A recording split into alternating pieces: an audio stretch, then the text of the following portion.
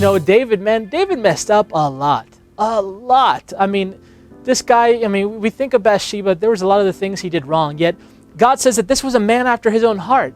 That doesn't seem fair to me, okay? That doesn't seem fair. Like when we talk about Zacharias going mute, David didn't go mute for the things that he did. Now, he did pay some other penalties. There are some things that did happen to him, and we're not getting into that story right now. But then even how about Absalom coming up, right? Absalom came up and tried to usurp him, right? And now Absalom here, David was doing a lot of things wrong. Was it wrong that all of a sudden that was happening at that time? I don't think it was. I don't think that Absalom was necessarily completely wrong in what he was doing, because first he was mad at David not taking care of his sister. He was mad at David not getting back his other brother that had done something wrong. There's many situations that are at play here. So Absalom was rising up, and now all of a sudden, now in the Bible we could say that he was judged for doing wrong, because he did die a very unfortunate death by the hand of Joab. All right, but yet here we also realize that God uses the unfair situations for his glory. So now, was this fair to David to lose his son that he loved? Again, these things become really miry. They become really difficult to separate and contemplate when we start looking at all this. And then we keep going on, and we're going to talk about another gentleman in the New Testament here. So I'm just mentioning David because I said I was going to mention David here. I don't want to get too much because there's a lot of things that he went through that were unfair to others, and that were unfair to him as well.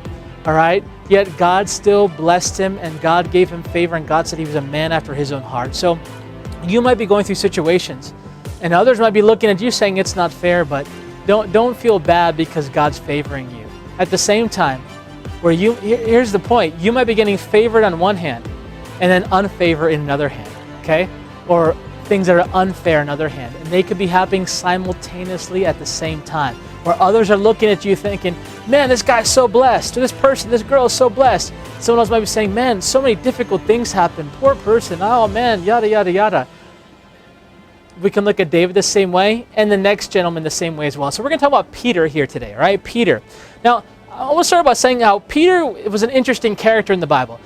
Peter was the first to so many things, all right? I put here, he was the first to know the revelation of Jesus Christ as the Messiah, okay, or Jesus as the Christ. In case you don't know, Christ is not the last name of Jesus, right? His name is Jesus the Christ. Christ means the anointed one, okay?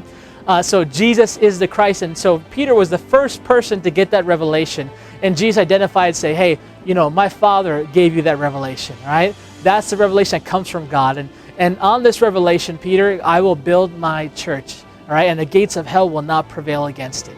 And so Jesus gave him a blessing even at that time, talking about the church, the revelation, but also gave Peter a blessing as well, calling him Peter the Rock.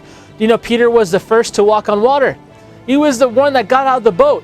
We think about Peter sinking in water, but he was the only guy that stepped out of the boat to walk on water, right? Peter was the first guy to walk on water, the disciples right here.